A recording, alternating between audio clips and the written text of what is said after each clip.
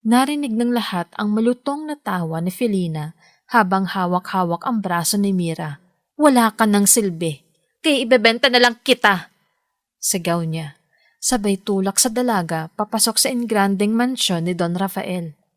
Nagpupumigla si Mira, nanginginig sa kahihiyan at takot habang pinagmamasdan ng mga bisitang nakadamit marangya. "Isang hamak na palamunin, ngayon gagamitin para makapagbayad ng utang." Dagdag pang insulto ng madrasta, dahilan para mapayuko si Mira sa sakit. Ngunit sa unang gabi ng pagkakapiit, isang pamilyar na tinig ang bumungad. Ang binatang minsan niyang niligtas noon. Bakit siya naroon?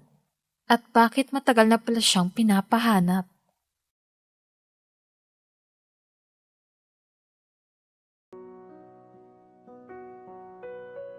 Dalaga, pinambayad ng stepmom sa milyonaryo. Sa unang gabi, bakit naroon ang binatang niligtas niya noon? Matagal na pala siyang pinapahanap dahil narinig ng lahat ang malutong na tawa ni Felina habang hawak-hawak ang braso ni Mira. "Wala ka ng silbi, kaya ibebenta na lang kita!" sigaw niya. Sabay tulak sa dalaga papasok sa engrandeng mansyon ni Don Rafael. Nagpupumigla si Mira, nanginginig sa kahihiyan at takot habang pinagmamasdan ng mga bisitang nakadamit marangya. "Isang hamak na palamunin, ngayon gagamitin para makapagbayad ng utang." Dagdag pang insulto ng madrasta, dahilan para mapayuko si Mira sa sakit. Ngunit sa unang gabi ng pagkakapiit, isang pamilyar na tinig ang bumungad. Ang binatang minsan niyang niligtas noon.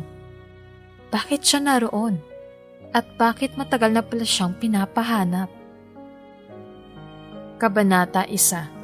Ang sakripisyo ng dalaga. Tahimik ang maliit na bahay na tinitirhan ni Mira. Sa murang edad, sanay na siya sa gawaing bahay, paglalaba, pagluluto, at pag-aalaga sa sarili dahil bihira niyang makita ang madrastang si Felina sa loob ng bahay. Kung hindi nasa sugalan, abala ito sa pakikipag-inuman sa mga kaibigan.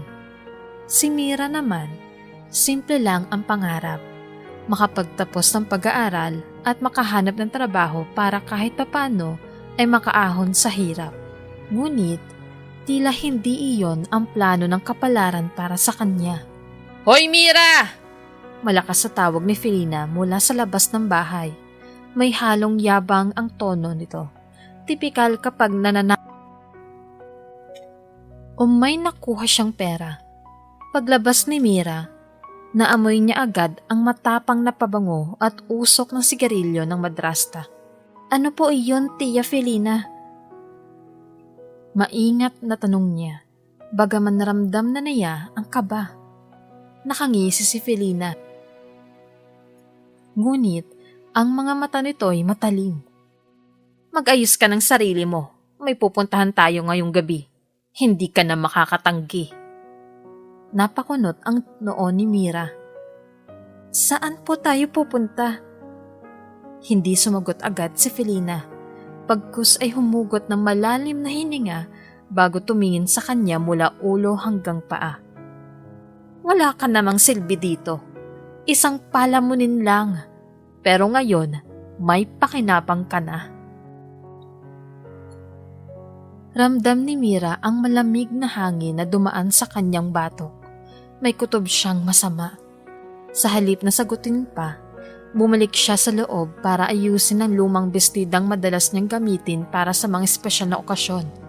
Hindi niya alam kung anong mangyayari, pero batid niya na delikado. Pagdating ng gabi, isinakay siya ni Felina sa isang maggarang sasakyan na tila hindi akma sa kanilang pamumuhay. May huminto sa tapat ng bahay nila. Isang itim na kotse na tila galing pa sa Maynila. May nakaupo sa loob na driver na pormal ang suot. Habang nasa biyahe, nakatingin lamang si Mira sa bintana. Mabigat ang dibdib niya, parang may nagbabadya. Samantalang si Felina ay abala sa pagkukumpol ng alahas na nakasabit sa leeg niya. pilit ipinapakita ang ganda na matagal nang natabunan ng bisyo. Pagdating sa isang engranding mansyon, halos mabingi si Mira sa tibok ng kanyang puso. Ang mga ilaw ay maliwanag. May mga mamahaling sasakyan sa garahe at halatang may okasyon sa loob. Ang mga taong pumapasok ay nakadamit marangya, mga gown, suit, at kumikislap na alahas. "Dito ka na bababa," utos ni Felina habang mahigpit na hinahawakan ng braso ni Mira. "At huwag kang magpupumiglas. Kapag sinira mo ang plano ko, lagot ka sakin." "Plano? Ano pong ibig niyo sabihin?" Halos bulong na tanong ni Mira, nanginginig ang tinig. Ngunit sa halip na sagutin, hinila siya ni Felina papasok ng mansyon. At doon, narinig ng lahat ang malutong na tawa ng madrasta. "Wala ka ng silbi, kaya ibebenta na lang kita." Malakas na sigaw nito. Napatigil ang mga bisita, naglingunan at ang ilan ay napabulong sa isa't isa. Ramdam ni Mira ang pagkasunog ng kanyang pisngi sa kahihiyan. Parang gusto niyang lamunin ng lupa. "Isang hamak na palamunin. Ngayon gagamitin ko para makapagbayad ng utang," dagdag pa ni Felina. Halos ipagsigawan sa lahat. Dahan-dahang lumapit ang isang lalaking nasa kalagitnaan ng 50 o 60 ang edad. Matikas pa rin ang tindig, nakasuot ng itim na suit at ang presensya niya ay nangingibabaw. Siya, si Don Rafael, kilalang milyonaryo sa kanilang lugar. "Mabuti naman at dinala mo na siya," malamig na sabi ng Don. Walang bahid na emosyon ang mukha. "Sa ganitong paraan, bayad na ang kalahati ng utang mo." Lalong nanlumo si Mira. Ngayon niya lang lubos na naintindihan. Ipinambayad siya ng kanyang madrasta. Parang isang gamit na maaaring ipasa para lamang makaligtas sa pagkakautang. Nagpumiglas siya. Pilit na inalis ang pagkakahawak ni Felina, ngunit mahigpit itong nakakapit. "Ayoko! Hindi ako papayag!" "Wala kang karapatan tumutol!" Sumigaw si Felina, sabay tulak sa kanya papalapit kay Don Rafael. Napayuko si Mira, nanginginig, habang naririnig niya ang mga bulungan ng mga bisitang nakapaligid. Napakabata pa niya, sobrang ganda. Kawawa naman ang dalaga. Pero ano bang magagawa niya? Utang ang usapan. Sa kabila ng lahat, pinilit niyang lakasan ng loob. Tumingin siya kay Don Rafael. Pilit pinapakita ang tapang kahit basag na ang puso niya. "Kung akala niyo, mananatili akong tahimik, nagkakamali kayo. Hindi ako laruan para ipambayad." Sandaling natahimik ang paligid. Ngunit ngumiti lamang ng malamig si Don Rafael. "Hindi kita bibigyan ng masakit na parusa, Iya. Ang kailangan ko lang, sumunod ka." Pagsapit ng gabi, ipinasok siya sa isang malawak na silid sa ikalawang palapag ng mansyon. Mahogany ang mga kasangkapan, may malambot na kama at halatang hindi na tinirhan ng matagal. Ngunit sa halip na aliw, takot ang namutawi sa puso ni Mira. Umupo siya sa gilid ng kama, mahigpit na yakap ang sarili. Sa isip niya, paulit-ulit na naglalaro ang mga salitang binitawan ng madrasta. "Ibebenta na lang kita." Mga luha ang unti-unting bumabagsak mula sa kanyang mga mata. "Bakit ako pa? Wala na bang ibang paraan? Bakit lagi na lang ako ang nagsasakripisyo?" Bulong niya sa dilim. Ngunit kahit ganoon, may munting apoy ng galit na sumisindi sa kanyang dibdib. Hindi niya hahayaang manatili siyang biktima. Kung ito man ang simula ng kanyang pagkakapiit, ipapakita niya na hindi siya basta-basta masisira. At doon nagsimula ang isang gabing puno ng takot, galit, at pangakong hindi siya magpapadala sa kamay ng mga taong umaabuso sa kanya. Kabanata 2. Ang misteryosong binata. Tahimik ang malawak na silid na tinutuluyan ni Mira sa mansyon. Sa kabila ng ganda ng mga kurtina, malambot na kama, at mga mamahaling kagamitan, para sa kanya ay tila ito'y kulungan. Hindi siya mapakali, parang bawat segundo, hinihigop ng kaba ang kanyang dibdib. Tumayo siya at lumapit sa bintana. Mula roon, tanaw niya ang malawak na hardin na puno ng ilaw. Mga bulaklak na pinapangalagaan at isang fountain na patuloy na umaagos. Ngunit sa likod ng kagandahan nito, dama niya ang bigat ng tankala. Paano ako nakarating sa ganito? Mahina niyang bulong. Habang nakatingin sa hardin, may narinig siyang mga yabag mula sa hallway. Dahan-dahan siyang lumayo sa bintana at nagtago sa likod ng kurtina. Pumasok ang isang kasambahay para magdala ng pagkain, ngunit hindi siya lumapit para kunin ito. Nang makaalis ang kasambahay, saka siya naglakad palabas. Hindi niya alam kung saan pupunta, basta gusto lang niyang makita kung may paraan para makatakas. Sa kanyang pag-iikot sa mansyon, dumaan siya sa maluwang na bulwagan kung saan may nakasabit na malaking larawan. Pamilya, mga negosyante, at ilang hindi pamilyar na muka. At doon niya ito nakita. Isang binata na nakasuot ng simpleng polo, ngunit halatang mamahalin ang tatak. Matangkad, maayos ang tindig, at may kakaibang aura ng kagalang-galang na pagkatao. Ngunit higit sa lahat, pamilyar ang kanyang muka. Napahinto si Mira. Nanlaki ang mga mata. Hindi. Posible ba? Bulong niya. Naramdaman ng binata ang kanyang titig, kaya lumingon ito. Sa mismong sandali na nagtagpo ang kanilang mga mata, parang huminto ang oras. May mga alaala mula sa nakaraan ang biglang bumalik kay Mira. Siya ba talaga yun? Bumalik sa isip niya ang isang eksena noong bata pa siya.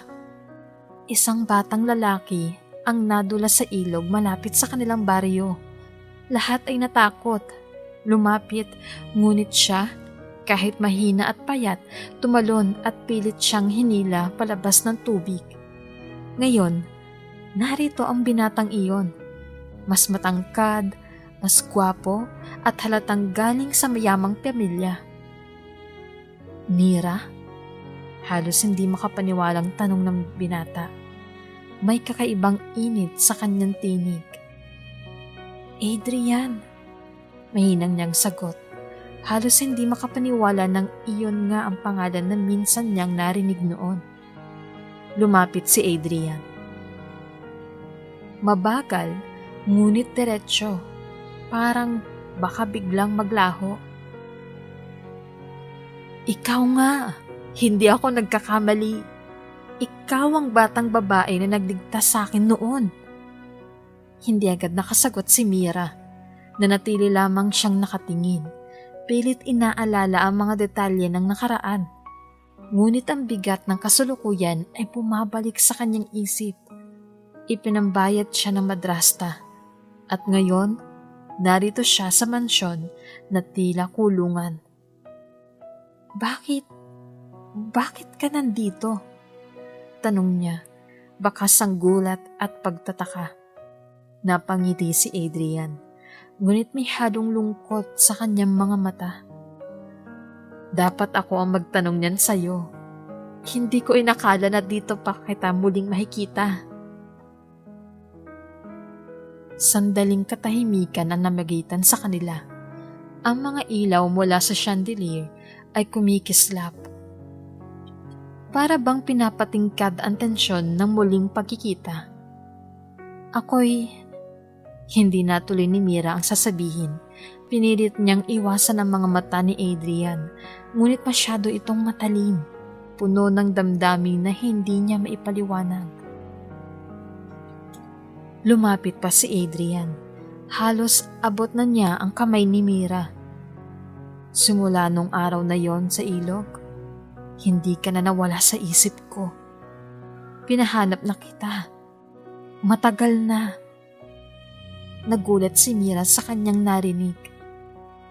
Pinahanap? Bakit? Ngunit bago pa siya makasagot, dumating ang isang matandang kasambahay at marahas silang pinutol. Binibini, kailangan nyo nang bumalik sa inyong silid. Bawal kayong gumala. Mabilis na umatras si Mira, parang natauhan. Pasensya na, kailangan kong bumalik. Nakaramdam si Adrian ng pagkadismaya, ngunit bago siya tuluyang makaalis, nagsalita ito ng marahan. Hindi ito ang huli nating pag-uusap, Mira. May mga bagay kang dapat malaman. Sa kanyang pagbabalik sa silid, mabilis ang tibok ng puso ni Mira. Hindi niya alam kung dapat siyang matakot o matuwa. Sa kabila ng lahat, hindi niya maikakaila. May kakaibang ginhawa siyang naramdaman na makita si Adrian. Ngunit may mga tanong na gumugulo sa isipan niya. Bakit siya narito? Anong kinalaman niya kay Don Rafael? At bakit parang matagal na niya akong pinapahanap? Habang nakahiga siya sa kama, ramdam niya ang init ng titig ni Adrian na kanina pa humahabol sa kanyang alaala. At sa kauna-unahang pagkakataon mula nang dalhin siya sa mansyon, nakaramdam siya ng kakaibang liwanag sa dilim ng kanyang sitwasyon. Ngunit kasabay ng liwanag na iyon, naroon din ang pangamba.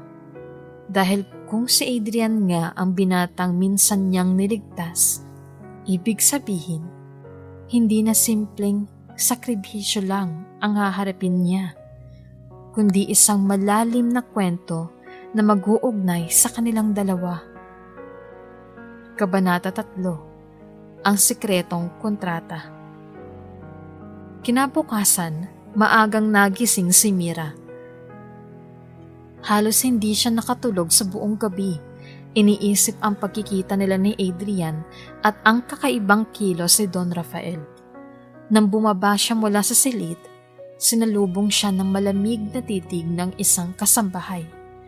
Para bang isa siyang banyagang walang karapatan tumapak sa mansyon. Mamaya raw may kakausapin ka.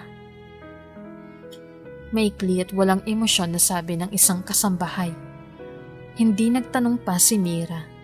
Tahimik lang siyang umupo sa mahabang mesa ng kainan kung saan nakahain ng mga pagkaing hindi niya inaasahang matitikman. Tinapay na mamahalin, gatas, keso at prutas na bihirang makita sa kanilang baryo. Ngunit kahit gutom siya, wala siyang ganang kumain. Ang isip niya ay punong-puno ng tanong.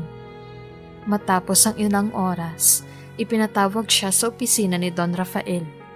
Malaki ang silid, punong-puno ng libro, mga painting at isang malaking mesa na punong-puno ng dokumento. Nandoon si Felina, nakangisi, tila panalo na naman sa sugal ng buhay. Maupo ka, malamig na wika ni Don Rafael. Dahan-dahang umupo si Mira. Ramdam ang panlalamig ng hangin mula sa aircon na lalong nagpapakaba sa kanya.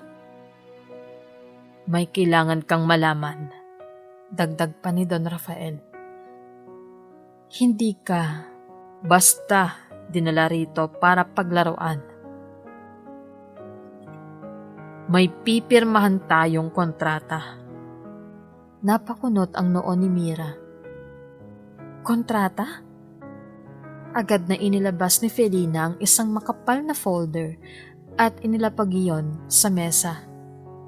Ito yon, nilagdaan ko na. Ikaw na lang ang kulang. Kinabog ang dibdib ni Mira habang binubuklat ang papel. Doon nakasulat na siya'y magiging kasama ni Don Rafael sa loob ng 1 taon. Hindi bilang asawa, hindi rin bilang kasambahay, kundi parang isang alila na tila laging nasa tabi ng Don bilang kabayaran ng 1,000,000 piso na utang ni Felina. Halos hindi siya makahinga habang binabasa ang bawat linya. Ito, hindi totoo. Hindi niyo pwedeng gawin ito sa akin. Natawa ng mapait si Felina. Ikaw ba may pera? Wala. Ako ang pumirma, kaya wala ka nang magagawa. Pero wala akong kinalaman sa utang mo. Mariing tugon ni Mira. Nangingilid ang luha. Hindi na mahalaga yon, sabad ni Don Rafael. Malamig ang boses. Nandito ka na at wala ka ng ibang mapupuntahan. Kung ayaw mo, mas lalo kang mawawalan dahil hawak namin ang lahat. Nagkulat si Mira sa huling sinabi. Anong ibig niyo pong sabihin? Mabilis na naglabas si Felina ng ilang larawan at papel mula sa folder. Mga peking ebidensya yon na nagpapakita na si Mira ay kasama ng mga iligal na gawain ni Felina. Resibo ng utang ng nakapangalan sa kanya at litrato na parang siya ang sangkot sa mga transaksyon. Nanlaki ang mata ni Mira. Ginamit niyo ang pangalan ko? Hindi lang yon, nakangising sabi ni Felina. Kung hindi ka susunod, madali lang kitang ipapabarangay. Lahat ng kasalanan, ipapasa ko sa iyo. Tuluyan nang bumigat ang dibdib ni Mira.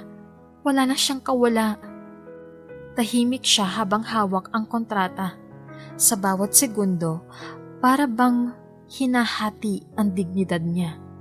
Ang tanging nararamdaman niya ay kawalan ng pag-asa. Ngunit biglang pumasok si Adrian sa opisina. Dala ang isang libro. Napatingin siya kay Mira at agad niyang napansin ang luha sa mga mata nito. Anong nangyayari rito? Seryosong tanong ni Adrian. Ngumisi si Don Rafael. Wala. Pinag-uusapan lang namin ang kasunduan. Tumingin si Adrian kay Mira. Parang nanguusisa kung anong ibig sabihin niyon. Ngunit mabilis na nagsalita si Felina. Kontrata lang para sa utang. Wala ka dapat pakialaman. Sandaling tumitig si Adrian sa kanya. Bago muling bumalik ang tingin kay Mira. Sa mata niya'y may bakas ng pag-aalala. Pagkatapos ng usapan, muling dinala si Mira sa kanyang silid. Pagkasara ng pinto, doon niya tuluyang ibinuhos ang kanyang mga luha. Bakit ganito? Hindi ko naman pinili ito. Bulong niya habang niyayakap ang unan. Sa gitna ng kanyang pag-iyak, biglang kumatok si Adrian sa pinto. Hindi siya kumibo. Ngunit dahan-dahan itong bumukas. Pumasok siya, hawak ang isang maliit na panyo. Alam kong mahirap para sa'yo. Mahina niyang sabi habang inaabot ang panyo. Pero huwag kang mawala ng pag-asa. Napatingin si Mira, nangingilid pa rin ang luha. Alam mo ba ang kontrata? Pinapirma nila ako para gawing kabayaran sa utang. Wala na akong kawala. Pinilit ni Adrian na ngumiti. Ngunit halata ang bigat sa kanyang damdamin. Hindi lahat ng nakasulat sa papel, totoo ang dahilan. May mga bagay kang dapat malaman. Basta magtiwala ka. Hindi agad sumagot si Mira. Ramdam niyang may mas malalim na sekreto sa likod ng lahat. Ngunit sa ngayon, wala siyang magagawa kundi tanggapin ang bigat sa kanyang kapalaran. At sa gabing iyon, habang nakahiga siya sa kama, mahigpit niyang hinawakan ng panyo ni Adrian. Sa kabila ng takot at galit, may maliit na liwanag na umaalalay sa kanya. Ang presensya ng binatang minsan niyang niligtas at ngayon, tila siya naman ang handang magligtas sa kanya. Ngunit nanatili ang katotohanang hindi niya matatakasan. Sa loob ng 1 taon, siya ay alipin ng kontratang hindi niya pinili. At doon, nagsimula ang kanyang pinakamabigat na sakripisyo. Kabanata 4. Ang paghihigpit ni Don Rafael. Mabilis ang paglipas ng mga araw sa mansyon, ngunit para kay Mira, bawat minuto ay mabigat na pasanin. Hindi siya sanay sa marangyang paligid at mas lalong hindi siya sanay na tinititigan siya ng mga tao na parabang isa siyang banyagang biglang pumasok sa kanilang mundo. Si Don Rafael naman, laging preskong nakasuot ng mamahaling suit kahit nasa loob lamang ng bahay. Palaging malamig ang boses nito. At bawat utos ay walang puwang para pagtutol. Mira! Tawag ng Don isang umaga habang nakaupo siya sa mahabang mesa ng kainan. Simula ngayon, hindi ka basta makakagalak kung saan mo gusto. May oras ka lang para lumabas ng silid at palaging may kasamang bantay. Nanlaki ang mata ni Mira. Pero, hindi ba sobra naman yun? Tumikhim ang Don at ang mga kasambahay na nasa paligid ay agad na natahimik. Hindi mo ba naiintindihan? Ang utang na ibinayad sa iyo ay hindi maliit. 1,000,000 ang katumbas mo.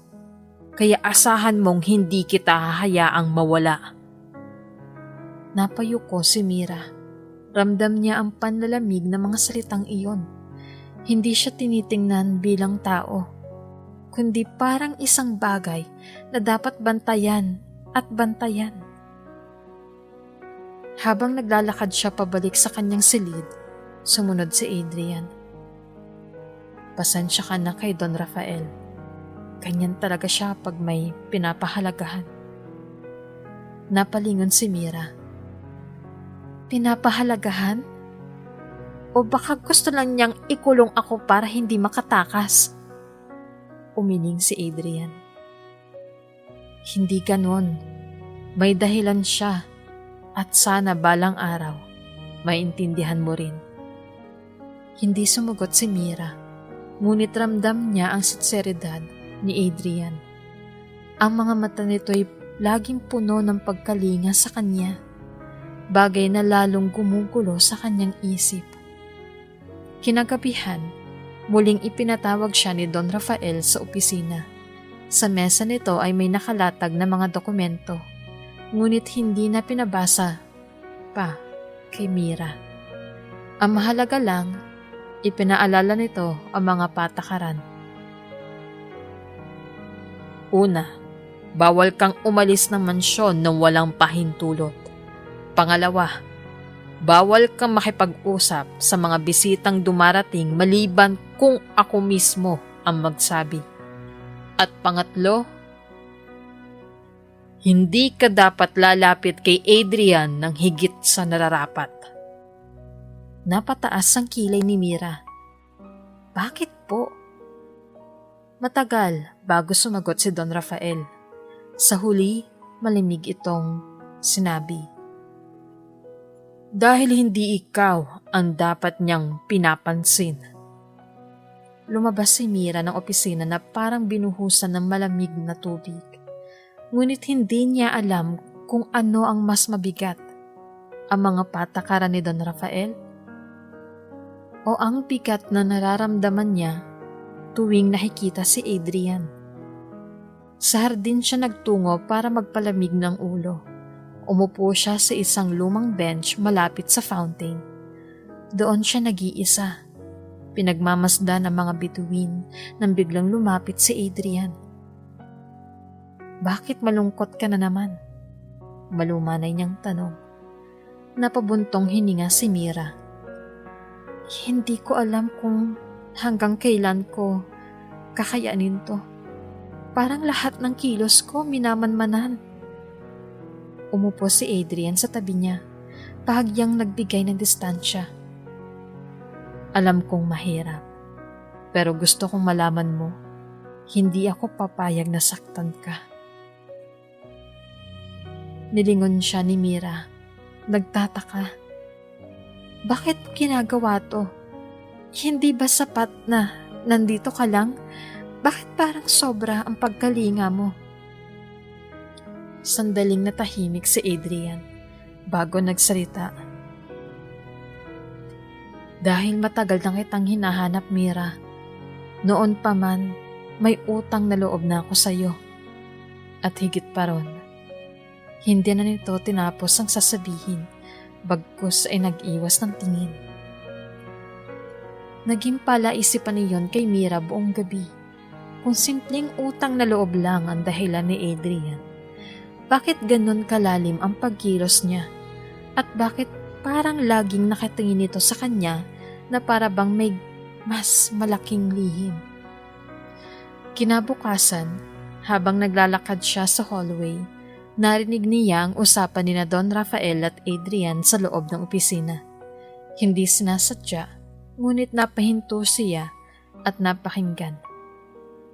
"Hindi ako sang-ayon sa ginagawa mo," malamig na sabi ni Don Rafael. "Wala akong pakialam kung hindi ka sang-ayon," matigas na sagot ni Adrian. "Pinilit kong hanapin siya, at ngayon nandito na siya. Hindi ko siya hayaang mawala ulit." Nanlaki ang mata ni Mira sa narinig. "Pinilit hanapin? Para sa akin?" "Kung ganon," tugon ni Don Rafael, "handa ka ba sa kapalit? Huwag mong isipin na madaling mabuhay dala ng pangalan ko. Lalo na kung siya ang kasama mo." Tahimik si Adrian. At sa katahimikang iyon, naramdaman ni Mira na may mas malalim pang dahilan kung bakit siya dinala sa mansyon. Pagkabalik niya sa kanyang silid, hindi niya mapigilan ang sariling mag-isip. Kung totoo nga na si Adrian ang dahilan kung bakit siya natagpuan at dinala rito, ibig sabihin, hindi talaga siya si Don Rafael ang may pakana ng lahat, kundi si Adrian mismo. At kung ganon, ano ang misyon niya? Sa gabing iyon, habang nakahiga si Mira, mahigpit niyang niyakap ang sarili. Hindi niya alam kung matatakot pa siya o dapat pa siyang kumapit sa maliit na pag-asang nakikita niya kay Adrian. Isang bagay lang ang malinaw. May mga lihim na unti-unting lumalabas at ang lahat ng ito'y mag-uugat sa presensya ng binatang minsang iniligtas niya noon. Kabanata 5. Mga alaala ng pagliligtas. Tahimik ang gabi sa mansyon. Nakahiga si Mira pero hindi makatulog.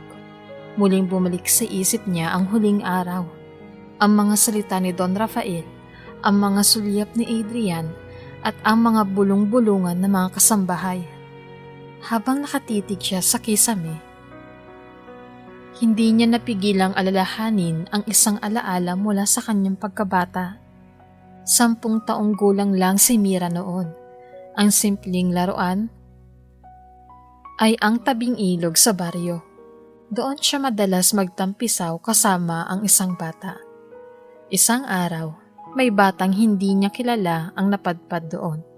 Maputi, maayos ang suot, halatang galing sa mayamang pamilya. Tahimik lang ito sa gilid, pero makikitang interesado sa ilog. "Bata! Delikado riyan!" Sigaw ng isang kalaro, ngunit hindi ito nakinig. Nadulas ang paa ng batang lalaki at biglang bumagsak sa tubig. Dahil malalim, agad itong lumubog at nagsisigaw. Adrian! Diyos ko! Hiyaw ng isang kasambahay na nakatanaw mula sa kalsada. Nataranta ang lahat. Walang naglakas ng loob lumapit. Pero si Mira, kahit kabado at simpleng langoy lang ang alam, tumalon ng walang pagdadalawang isip. Huwag kang bibitaw! Kumapit ka sa akin! Sigaw niya habang pilit na inaabot ang kamay ng bata. Kumapit ito, nanginginig, humahabol ng hininga. Buong lakas na itinulak ni Mira ang sarili pabalik sa mababaw na bahagi hanggang makarating nila ang gilid. Nakasalampak sila pareho sa lupa, hingal na hingal, basa ang buhok ng bata, nanginginig sa takot at may luha sa mga mata. Salamat! Salamat! Bulong nito habang nakatitig sa kanya. Napangiti si Mira kahit pawisan at hingal. Huwag ka nang matakot! Ligtas ka na! Makalipas ang ilang minuto, dumating ang mga kasambahay at mabilis na kinuha ang batang si Adrian. Bago ito isakay sa sakyan, muling lumingon ito kay Mira. Nandoon ang halong takot at paghanga. Sa murang edad, hindi na nakalimutan ni Adrian ang tapang ng batang nagligtas sa kanya. At mula noon, isang pangako ang namuo sa kanyang puso. Balang araw, hahanapin ko siya. Nagmulat ng mata si Mira. Hindi niya alam kung bakit biglang sumagi sa isip niya ang alaala ng batang iniligtas niya noon. Marahil dahil na rin ang presensya ni Adrian sa mansyon at ng paraan ng pagtingin nito sa kanya. Laging puno ng pagkalinga. Sa kabilang dako ng mansyon, nasa kanyang silid si Adrian. Nakaupo sa tabi ng bintana. Hawak niya ang isang lumang pendant na matagal niyang iniingatan mula pagkabata. Alaalang naiwan mula sa araw na iyon sa ilog. Natagpuan din kita, Mira. Bulong niya sa sarili. At ngayon nandito ka na. Hinding-hindi na kita pakakawalan. Ngunit hindi pa alam ni Mira ang lahat. Na ang batang iniligtas niya noon ay ang tagapagmana pala ni Don Rafael. At iyon, ang sikreto na magbabago ng lahat. Kabanata 6, Paninira ng Stepmom. Mas gumagaan na ang mga araw ni Mira sa mansyon. Kahit mahigpit at malamig ang mga utos ni Don Rafael, napapansin niyang hindi siya ganap na pinapabayaan.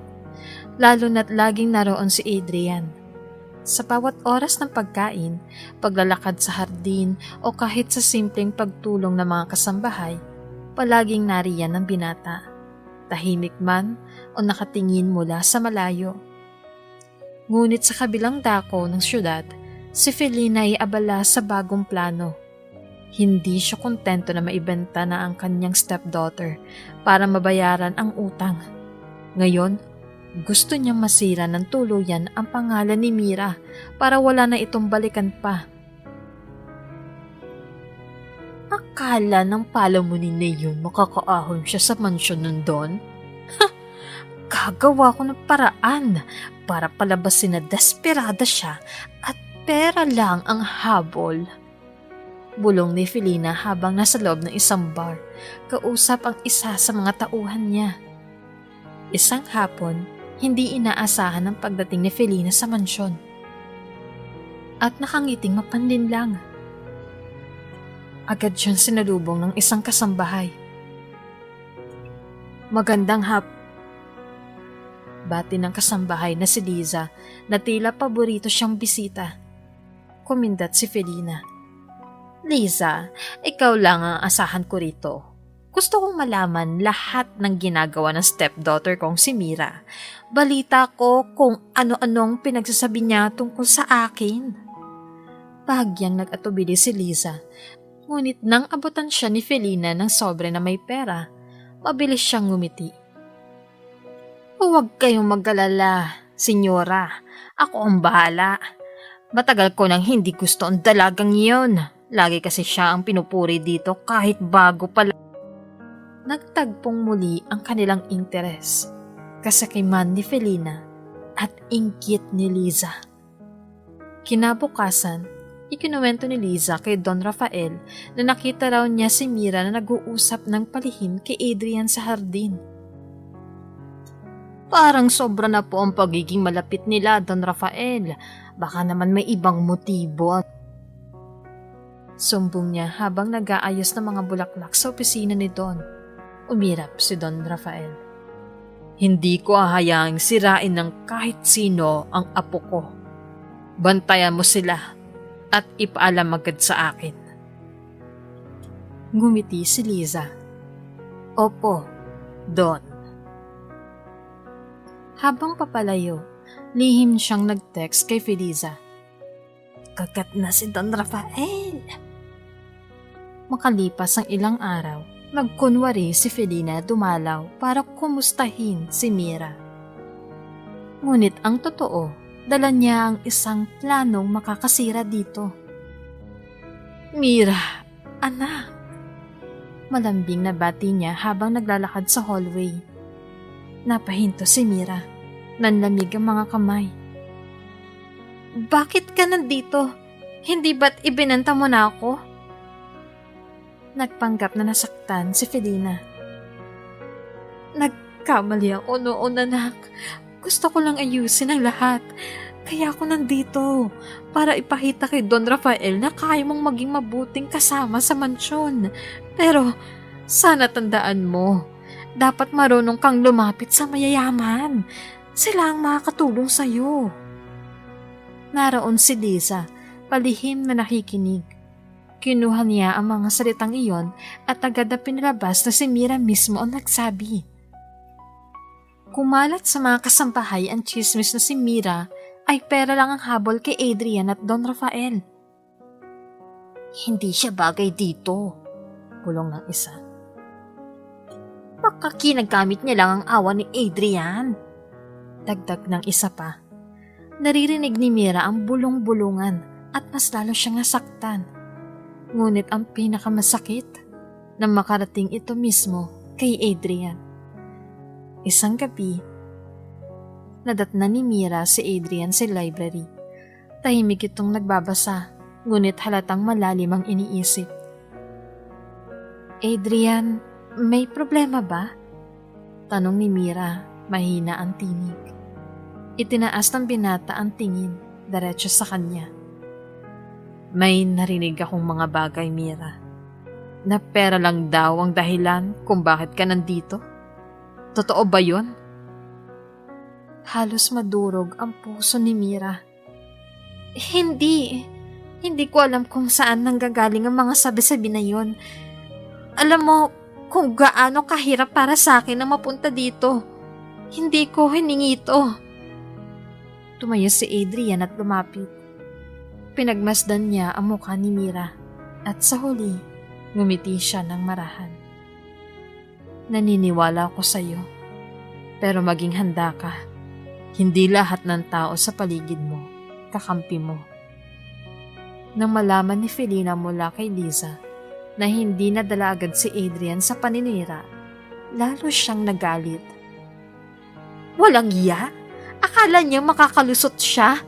Hindi pa to tapos. Lalabas din ang baho ng batang yon. Sigaw ni Felina habang binabalangkas ang susunod na plano. Sa isip niya, hindi sapat na mawasak lang ang tiwala ng mga tao kay Mira.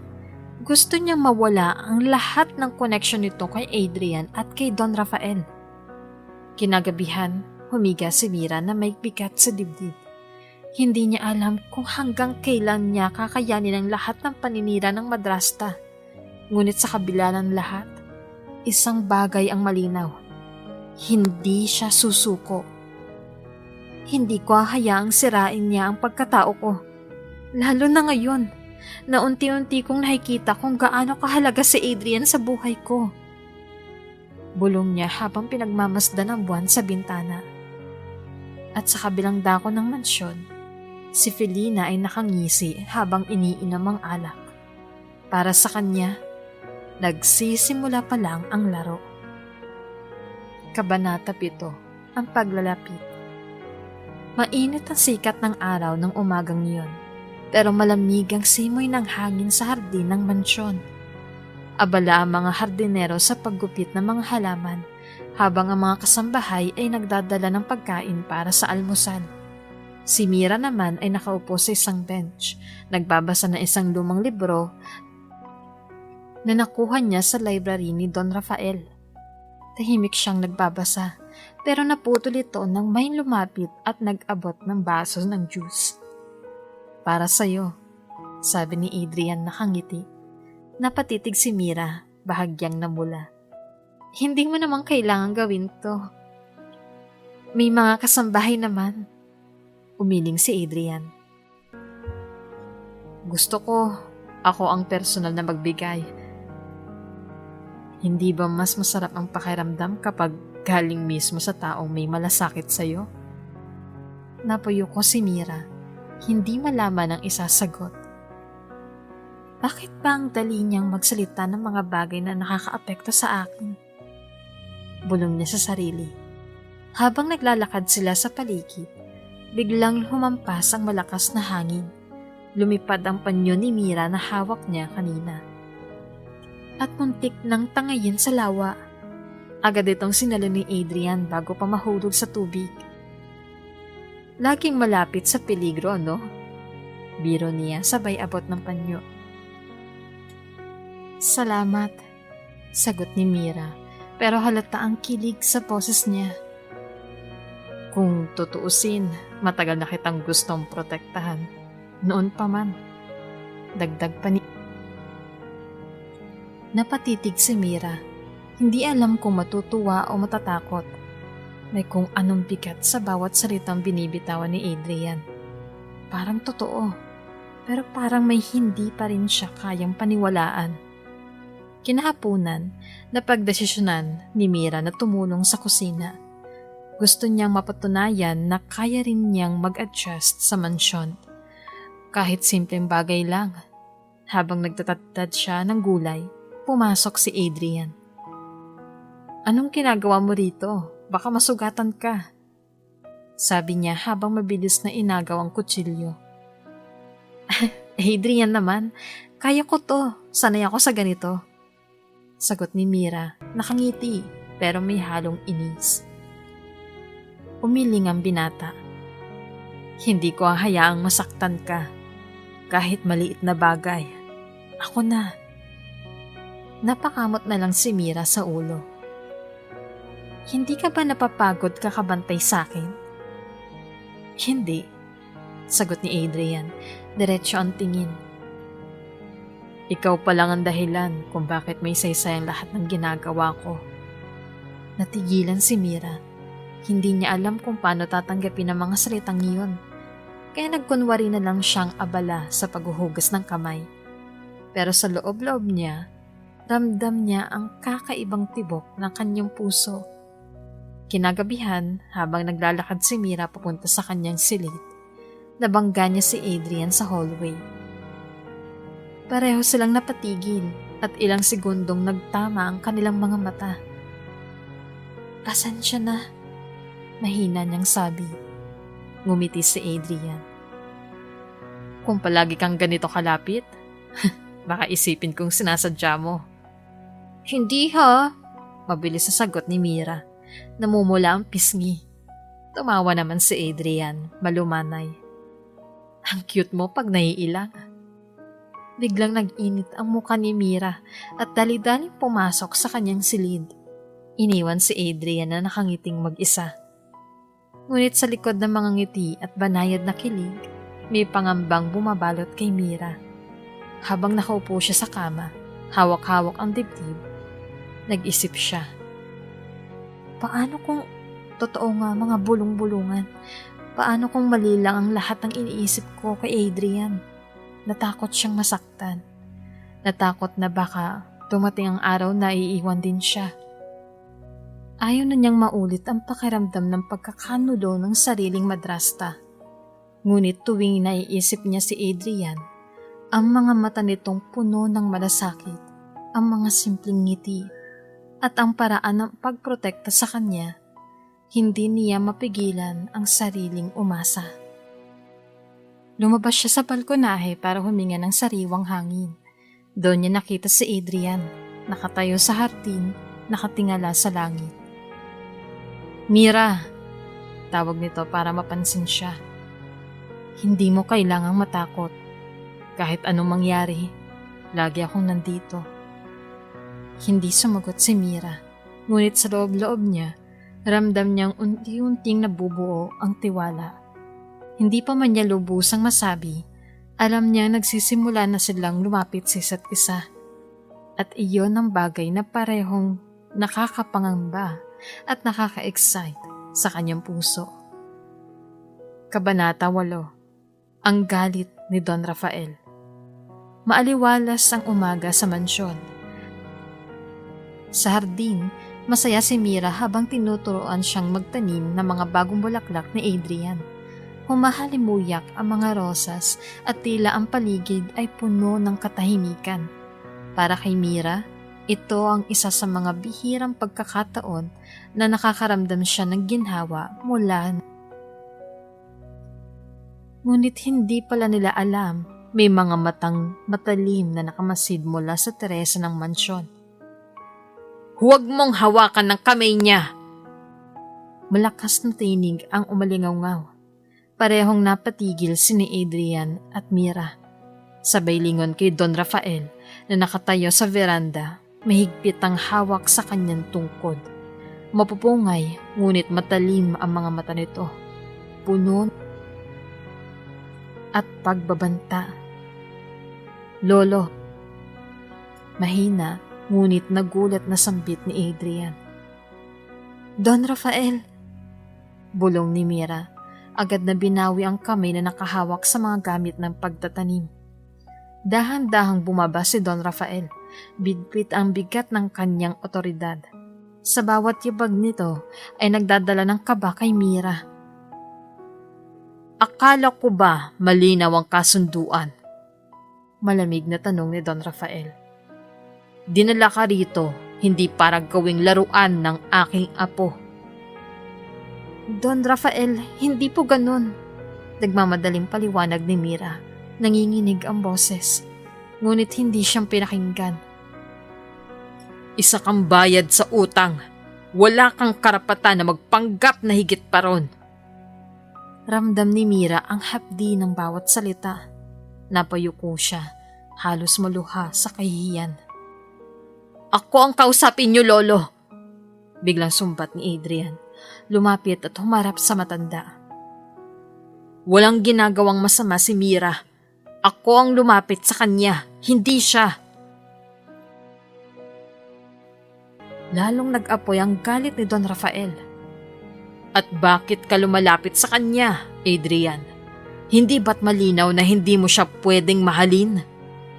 Tumahimik ang paligid. Pati ang mga kasambahay na dumadaan ay huminto, natakot makisali. Mahigpit ang pagkakakuyom ni Don Rafael sa kanyang tungkod. Humingi siya ng malalim bago naglabas ng isang tinig na parang matagal nang kinikimkim. "Hindi kita tunay na apo, Adrian." Parang gumuha ang mundo ni Mira sa narinig.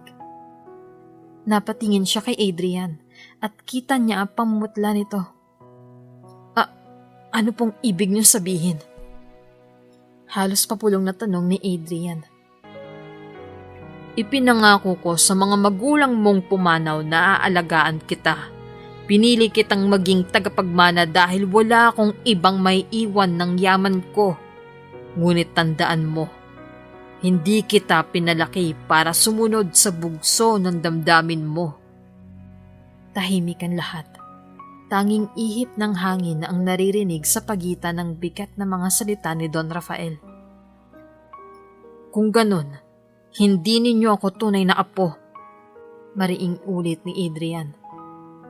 Mahigpit ang pagkakakuyom ng kamao. "Hindi," matigas sa sagot ni Don Rafael. "Isa kang ampon na pinalaki ko bilang sarili kong dugo. Pero hindi ibig sabihin nun ay maaari mong suwayin ang mga desisyong ginawa ko para sa pamilya. Mahalaga pa rin ako sa iyo, Lolo. Alam kong ganun. Sagot ni Adrian, ngunit pilit pinatatag. At dahil mahalaga ka sa akin, hindi ko kayang baliwalain ang nararamdaman mo. Ngunit hindi ko rin kayang saktan si Mira. Nagulat si Mira sa diretsahang pag-amin. Hindi niya alam kung matutuwa o lalong matatakot. Adrian! Singhal ni Don Rafael. Oops! May break muna. Gusto mo bang ma-shoutout dito sa channel ni Ate Jane? Mag-comment lang ng lesson you learned from the latest story uploaded. Dahil pipili kami ng isang best comment of the day para i-shoutout sa susunod na upload. Kaya huwag kalimutang mag-iwan ng lesson you learned after you watch this video. Maraming salamat! Hindi mo alam kung anong mundo ang pinapasok mo. Ang mga tulad niya, isang utang na ibinayad dito. Hindi ka bagay sa kanya. Mali kayo, Lolo. Mariing tugon ni Adrian. Dahil kung hindi siya bagay sa akin, bakit hanggang ngayon, siya ang laman ng isip ko. Siya ang dahilan kung bakit hindi ko tinanggap ang lahat ng pagsubok ninyo. Tumigil ka! Galit na sigaw ni Don Rafael, sabay hampas ng tungkod sa lupa. Umalingaw-ngaw ang tunog sa hardin, ikinagulat ng lahat. Hindi alam ni Mira kung saan lulugar. Ramdam niya ang tensyon sa pagitan ng dalawa. Gusto niya magsalita, pero natatakot siyang lalo nang lumala ang sitwasyon. Don Rafael, mahinang wika niya, halos nagmamakaawa. Kung kasalanan ko pong nandito ako, handa akong umalis. Ayoko pong maging dahilan ng gulo niyo. Biglang lumapit si Adrian at hinawakan ng kamay niya. Hindi ka aalis. Hindi ikaw ang problema rito, Mira. Ako ang pipili kung ano ang mahalaga sa akin. Napatitig si Mira kay Adrian at doon niya nakita ang paninindigan sa mga mata nito. Muli silang hinarap ni Don Rafael, mariin ang tingin. Hindi pa tapos ang usapan natin. Tandaan mo, Adrian, wala kang karapatang sumira sa mga plano ko. Kung ipipilit mo, ikaw mismo ang mawawalan ng lahat. Matapos iyon, iniwan sila ng matanda. Mabigat ang bawat hakbang papasok ng mansyon. Naiwan sina Mira at Adrian sa hardin. Parehong tahimik. Parehong iniisip ang bigat ng revelasyon. Para kay Mira, isa itong panibagong gulo na hindi kung paano haharapin. Para kay Adrian, ito ang simula ng mas matinding laban. Hindi lang para kay Mira, kundi para rin sa sarili niyang pananiniwalaan. Kabanata Siyam, Pagbunyag ng Katotohanan. Nakatanaw si Mira sa malaking bintana ng kanyang silid. Madilim ang labas, ngunit mas madilim ang nararamdaman niya sa loob. Hawak niya ang kopya ng kontrata, ang dokumentong nagpapatunay na ibinenta siya ng sariling madrasta sa mansyon na ito. At sa sulok ng papel, nakalagay ang pirma ni Don Rafael. At ang pangalan ni Adrian. Nanginginig ang kamay niya. Adrian, bakit pati pangalan mo nandito? Bulong niya sa sarili habang dumadaloy ang luha sa kanyang pisngi. Bumukas ang pinto. Nakatayo si Adrian, dala ang malamlam na tingin. Mira, kailangan nating mag-usap. Mabilis na itinago ni Mira ang papel, ngunit hindi niya napigilang umiyak. Ngayon ka lang lumapit? Matapos kong malaman ang lahat? Umangat ang kilay ni Adrian. Halatang nag-aalala. Anong nalaman mo? Kinuha ni Mira ang papel at binato ito sa harap niya. Ito, ang kontrata na may pangalan mo, Adrian. Anong ibig sabihin nito? Kasama ka ba sa lahat ng to? Ikaw ba ang nakipagkasundo kay Felina para dalhin ako rito? Parang tinusok si Adrian ng libo-libong karayom sa mga salitang iyon. Mira, hindi ganon. Pero agad siyang pinutol ni Mira. Nanginginig ang boses. Huwag mo na akong lokohin. Akala ko ba iba ka, Adrian? Akala ko ba ikaw ang kakampi ko dito? Pero ikaw din pala ang may kinalaman. Hindi mo naintindihan. Pilit na paliwanag ni Adrian. Lumapit sa kanya. Ginawa ko lang yon dahil... Dahil ano? Singhal ni Mira, umaatras. Dahil gusto mong makasiguradong nandito ako sa mansyon? Para mas madaling bantayan ng isang babae na para bang ari-arian lang? Natahimik si Adrian. Hindi niya alam kung saan magsisimula. Kita sa kanyang mga mata ang sakit ng maling akala ni Mira. Mira, ginawa ko lang to para protektahan ka. Kung hindi ko pinilit si Don Rafael na tanggapin ka, baka napunta ka na sa mas masahol pang kamay. Hindi ko hahayaan na sirain ka ni Felina. Ngunit sa halip na gumaan ang loob ni Mira, mas lalo siyang nadurog. Protection ba yun, Adrian? Hindi ko naramdaman ang pinoprotektahan ako. Ang nararamdaman ko lang, binili ako, ikinulong ako, at ngayon pinaglalaroan ang damdamin ko. Tumulo ang mas maraming luha sa kanyang mga mata. Mas mabuti pang hindi na kita nakilala ulit. Mas mabuti pang doon na lang natapos ang lahat. Noong bata pa tayo. Hindi sana ganito kasakit. Sumakit ang dibdib ni Adrian sa mga salitang iyon. Mira, mali ka nang iniisip. Oo, pinahanap kita.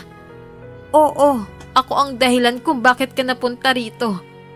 Pero, hindi dahil gusto kitang kontrolin. Dahil gusto kitang protektahan. Pero para kay Mira, tila wala ng saysay ang lahat. Protektahan? Sa pamamagitan ng pagbibigay sa akin ng kasunduan na parang alipin? Adrian, anong klaseng protection yun? Naluha si Adrian. Hindi ko ginusto na mapunta ka rito bilang bayad utang. Ginamit lang ni Don Rafael at ni Felina ang sitwasyon. Ang tanging hiling ko lang kay Don Rafael ay hanapin ka kasi matagal na kitang gustong... Humigpit ang dibdib ni Mira. Ang daming tanong, ang daming sakit, at kahit pilit niyang intindihin, mas nangingibabaw ang pakiramdam na niloko siya. Hindi ko na alam kung alin ang totoo. Bulong ni Mira habang tumutulo ang luha. Ang alam ko lang, Adrian, nasasaktan ako at ikaw ang dahilan. Tinalikuran niya ito. Naiwan si Adrian na nakatingin, puno ng panghihinayang. Kabanata 10, Pagsubok sa pag-ibig. Kinabukasan, hindi lumabas ng silid si Mira. Halos buong araw nakahiga lang siya, umiiyak, paulit-ulit na iniisip ang mga pangyayari kagabi. Ang bawat alaala ng kabaitan ni Adrian ay natatakpan ng bigat ng kasinungalingan at kontratang nahita niya. Hanggang sa hindi niya namalayan, pumasok si Adrian sa silid. Bit-bit nito ang determinasyon na ayusin ang lahat. Mira, kailangan nating mag-usap. Mariing sabi ni Adrian. Tumayo si Mira, pulang-pula ang mga mata. Wala na tayong dapat pag-usapan. Alam ko na ang lahat. Niloko mo ko, Adrian. Pinaglaruan mo ang tiwala ko. Hindi, Mira. Sigaw niya, puno ng desperasyon. Hindi ako kailanman naglaro sa damdamin mo. Lahat ng ginawa ko dahil mahal kita. Ngunit umiling lang si Mira, humahagulhol. Mahal? Kung mahal mo talaga ako, sana simula pa lang sinabi mo na ang totoo. Sana hindi mo ako pinilit ilagay sa sitwasyon na para akong binili ng pera ng ibang tao. Nagkaharap. Parehong sugatan ng puso. Si Mira, puro akusasyon. Ikaw din pala ang may kagagawan kung bakit ako nandito. Walang pinagkaiba sa madrasta kung ginamit ako para makaligtas siya. Si Adrian pilit na nagpapaliwanag. Hindi ko ginusto. Ginawa ko to para makalapit ako sa'yo. Para maipakita ko sa'yo na hindi kita kinalimutan. Ngunit sa bawat salita niya, mas lalo lang lumalayo ang damdamin ni Mira. At doon biglang pumukas ang pinto. Si Felina, nakangisi at nakahalukip-kip.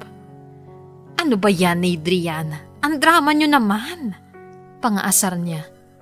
Sabi ko na, Mira, gagamitin ka lang talaga ng lalaking yan. Lahat kayo pare-pareho. Tumahimik ka, Felina. Galit na sigaw ni Adrian. Ngunit lalong nagpasabog ng lason ang madrasta. Kita mo na, Mira? Ako lang ang magsasabi ng totoo sa'yo. Wala kang dapat pagkatiwalaan dito. Lahat sila may kapalit ang ginagawa. Napaluhod si Mira sa kama, humahagulgol ng mas malakas. Hindi na niya alam kung sino ang paniniwalaan. Ang tanging malinaw sa kanya, ang sakit ng pagkakanulo. Lumapit si Adrian, nanginginig ang boses. Mira, hihintayin kong magtiwala ka ulit. Kahit gaano katagal. Pero sana, huwag mong isipin na niloko kita. Mahal kita. At yun ang katotohanan. Pero hindi nakasagot si Mira. Tanging mga luha at katahimikan lang ang sagot niya. Sa huli, napilitan si Adrian lumabas ng silid. Bitbit ang bigat ng kabiguan. Samantalang si Felina ay naiwan. Nakangiti ng mapanlait at bumulong kay Mira. Wala kang dapat asahan sa kanila. Ako lang ang nagsasabi ng totoo. At tandaan mo, anak, sa huli, ako lang ang totoo mong pamilya. Ngunit para kay Mira, wala na siyang pakiramdam kundi sakit. At ang lumalaking takot na baka totoo ngang wala siyang maaasahan sa mundo na mga taong nakapaligid sa kanya. Kabanata 11, ang pagkadukot. Mainit ang simoy ng gabi sa mansyon. Sa hardin nakatayo si Adrian, hawak ang isang maliit na kahon. Sa loob nito, ang singsing ng ilang linggo na niyang tinatago. Plano niyang ipagtapat kay Mira ang lahat ng nararamdaman niya ngayong gabi. Pero sa kabilang dako ng syudad, may lihim na kasunduan ang nagaganap. Sa isang madilim, nakikipagkita si Felina sa dalawang lalaking mukhang walang kinatatakutan.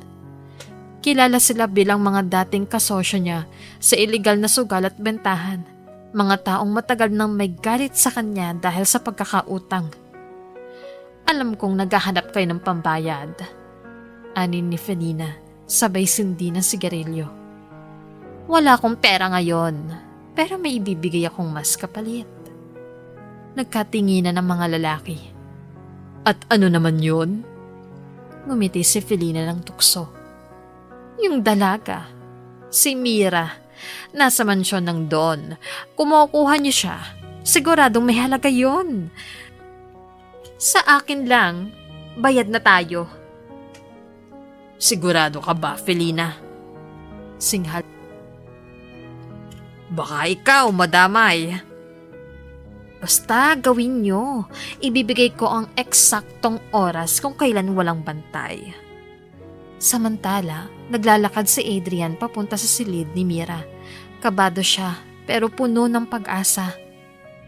Ito na, kailangan kong sabihin ng lahat. Bulong niya sa sarili. Sa pintuan ng silid, kumatok siya. Mira, pwede ba kita makausap? Walang sagot. Tahimik. Bumukas ang pinto, pero wala si Mira sa loob. Ang tanging naiwan, ang kurtinang nililipad dahil sa hangin mula sa bukas na bintana. Sa likod bahay ng mansyon, mahina ang mga yapak ni Mira habang naglalakad para magpahangin. Hindi niya alam na sa madilim na sulok, may 3 lalaking nakamaskara ang nag-aabang. Ngayon na! Sigaw ng isa. Mabilis siyang sinunggaban, tinakpan ng bibig. ang kanyang mga kamay. Nagpumiglas siya pero mas malakas ang mga lalaki.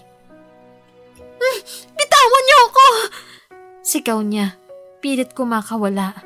Ngunit bago pa siya makasigaw ng malakas, sinilid na siya sa loob ng isang itim na van na nakaabang. Sa mismong oras na yon, tumakbo palabas si Adrian. Hawak pa ang kahon ng singsing. Nakarinig siya ng ingay mula sa likod ng bahay. At doon, nakita niya ang van na mabilis na umalis. Mira! Sigaw niya, halos mabaliw sa takot. Tumakbo siya, pero huli na. Nakita niya ang scarf ni Mira na naiwan sa damuhan. Pilit niyang dinampot at niyakap. Halos mabaliw si Adrian. Hindi ko siya pwede mawala. Hindi ngayon. Hindi kailanman. Agad siyang nagpunta kay Don Rafael. Lolo, dinukot nila si Mira. Kailangan ko siyang iligtas. Nanlaki ang mga mata ni Don Rafael. Agad nag-utos sa kanyang mga tauhan. Hanapin niyo siya agad. Gumamit kayo ng lahat ng koneksyon natin. Ngunit sa likod ng lahat, sa anino ng hallway, nakatayo si Felina.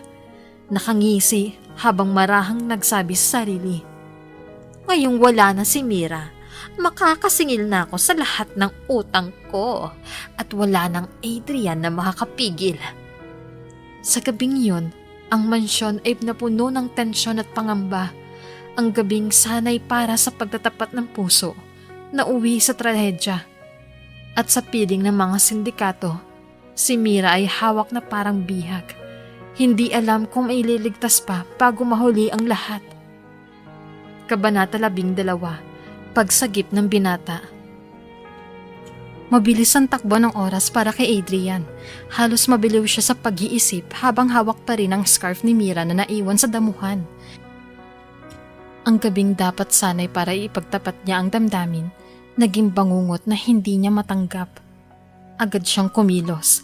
Gamit ang mga koneksyon ng pamilya, tinawagan niya ang ilan sa mga matagal ng tauhan ni Don Rafael na may impluwensya sa kapulisan at seguridad. Sir Adrian, nakita namin ang isang van na kahinahinala. Nakapasok daw sa bodega sa labas ng syudad. Ulat ng isa sa tauhan. Huwag kayong magkakamaling maghintay pa ng utos. Dalhin niyo ako doon ngayon! Utos ni Adrian, puno ng desperasyon. Habang nasa sasakyan, nakasandal siya, ngunit nanlalim ang tingin. Paulit-ulit niyang binubulong. Mira, kapit ka lang. Hinding-hindi kita pababayaan. Sa loob ng lumang bodega, nakagapos si Mira sa isang upuan. May piring ang kanyang mga mata at pilit niyang kumakawala. Bitawan niyo ako! Wala kayong makukuha sa akin! Sigaw niya. Ngunit tinawanan lang siya ng mga lalaki. Hindi ikaw ang target namin, dalaga. Ikaw ang pambayad utang ni Felina. Kaya manahimik ka na lang kung ayaw mong masaktan. Napaluha si Mira, ngunit pilit niyang lakasan ang loob. Adrian, sana makita mo ako. Gabi na nang makarating si Adrian at ang ilang tauhan sa paligid ng bodega. Pinagmasdan muna nila mula sa malayo. Sir, delikado. May mga armadong tao sa loob. Babala ng isang tauhan. Hindi ako aalis dito nung wala si Mira. Mariing tugon ni Adrian. Mabilis ang pangyayari. Gumawa sila ng ingay sa kabilang gilid ng gusali para makalapit si Adrian sa pinto. Dahan-dahan niyang sinira ang kandado at pumasok. Hawak ang baril, ngunit mas nangingibabaw ang kaba. Sa loob, nakita niya si Mira. Nakagapos, nanginginig, halos madurog ang puso niya. Mira, mahina niyang tawag. Ngunit bago pa siya makalapit, isang sindikata ang sumulpot mula sa dilim at umatake. Nagkahabulan at nagkainitan ng suntukan. Tinabig ni Adrian ang baril at nakipagsabayan sa kamao. Dumugo ang kanyang labi at halos mawalan siya ng lakas, ngunit hindi siya nagpatinag. Mira! Kapit ka lang! Sigaw niya habang nakikipaglaban. Nagising ang iba pang mga katauhan ng sindikato at nag-unahang umabol. Naging magulo ang paligid. Sigawan, pagbagsak ng mga kahon at putok ng baril. Isa sa mga tauhan ni Don Rafael ang sumugod para tulungan si Adrian. At nagkaroon ng matinding palitan ng bala. Sa gitna ng kaguluhan, nakalapit si Adrian kay at agad niyang pinutol ang tali. Tinanggal niya ang piring nito at hinawakan ang mukha ng dalaga. Mira, ligtas ka na. Ako to. Bulong niya, nanginginig ang tinig. Adrian? Halos maluha si Mira. Agad siyang yumakap kahit pareho silang sugutan. Akala ko hindi ka darating. Hindi ko hahayaan na mawala ka. Kahit ano ang mangyari. Sagot ni Adrian sabay hatak sa kanya palabas. Habang papalabas, hinabol sila ng ilang sindikato. Mabilis na tumakbo si Adrian, hawak si Mira sa kamay. Dumaan sila sa likod ng gusali, ngunit may 3 kalaban pa. Hindi kayo makakaalis! Sigaw ng isa. Wala nang panahon. Muling nakipaglaban si Adrian at kahit bugbog at sugat, nagawa niyang talunin ang mga ito sa tulong ng sariling determinasyon at lakas ng loob. Parehong hingal na hingal sina Adrian at Mira nang makalabas sila at salubungin ng mga tauhan ni Don Rafael. Agad silang isinakay sa sasakyan papalayo sa panganib. Sa loob ng sasakyan, nakahilig si Mira sa balikat ni Adrian. Puno ng sugat ang kanyang mga kamay at pisngi, ngunit ligtas na siya. Salamat, Adrian. Hindi ko alam kung paano ako makakabawi sa iyo. Mahina niyang bulong. Hinawakan ni Adrian ang kamay niya, mahigpit. Hindi mo kailangang bumawi, Mira. Ang mahalaga, kasama na ulit kita. Ngumiti si Mira kahit namumugto ang mga mata. Sa kabila ng sakit at takot, ramdam niyang totoo ang sinseridad ni Adrian. At sa loob ng dilim ng sasakyan, habang tinatahak nila ang daan pabalik, parehong alam ng dalawa ang pagsubok na ito ay lalo lamang nagpapatibay sa ugnayan nila. Isang ugnayan na kahit sindikato o taksil na kaibigan, hindi basta masisira.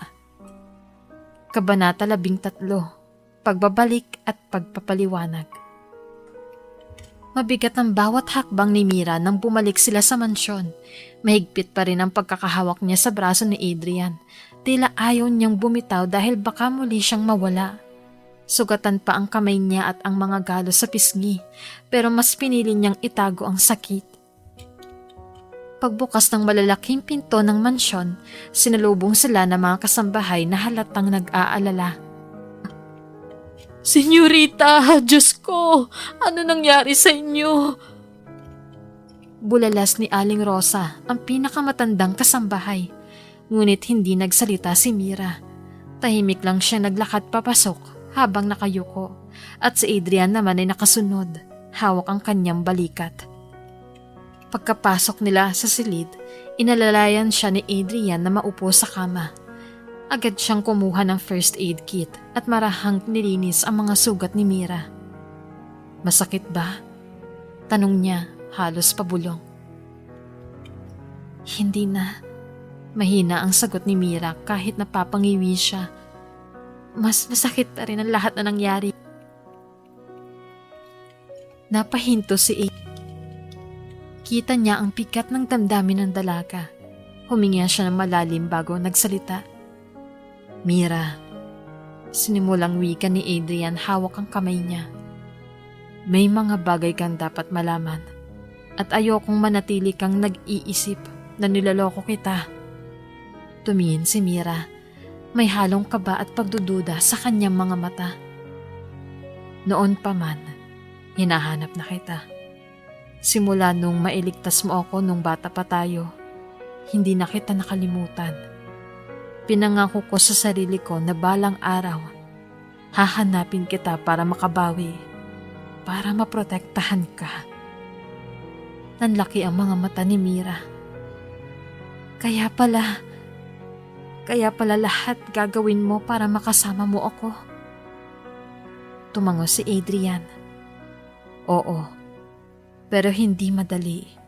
Si Lolo Rafael lang ang may kakayahang maghanap. Kailangan ko ng basbas niya. Kaya pinilit kong kumbinsihin siya.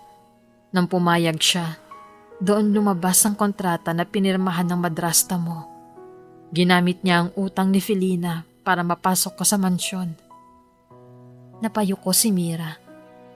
Ibig sabihin, alam mo na ang lahat? Na ibinenta ako ng madrasta ko?